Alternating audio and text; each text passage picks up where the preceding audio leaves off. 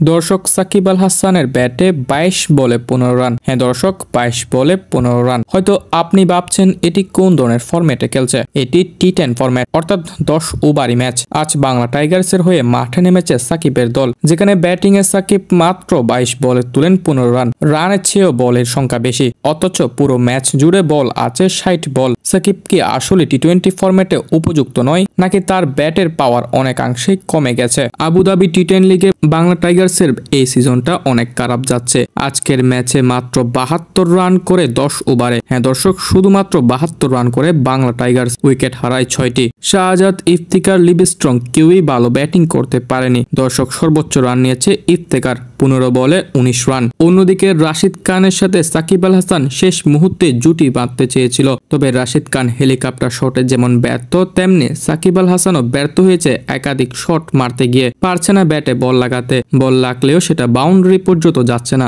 10 ওভারই ম্যাচে নিচ্ছেন সিঙ্গেল। প্রথমের ব্যাটাররা তো ব্যর্থতায় ডুবালো, শেষে গিয়েও সাকিব এবং রাশিদ খান ভালো ফিনিশিং দিতে পারেনি। মাত্র 72 রানে আটকে যায় তাদের বাংলা টাইগার্স। দর্শক, আসলে কি সাকিব স্ট্রাইক রেট নিয়ে ব্যাটিং করতে পারে না? দর্শক, আসলে কি সাকিব সিঙ্গেলের মাধ্যমে রান সংগ্রহ করে? সে কি টি20, টি10 এর মতো ম্যাচগুলোর জন্য উপযুক্ত নয়? অনেকের মধ্যে এখন এই প্রশ্নগুলো ঘোরাঘুরি করবে। সে কি আসলে ওয়ানডে ফরম্যাট ছাড়া বাকি ফরম্যাটগুলোতে ভালো পারফরমেন্স করতে পারে না? দর্শক, অবশ্যই সাকিবকে নিয়ে আপনার মন্তব্য লিখে যেতে পারেন কমেন্ট বক্সে।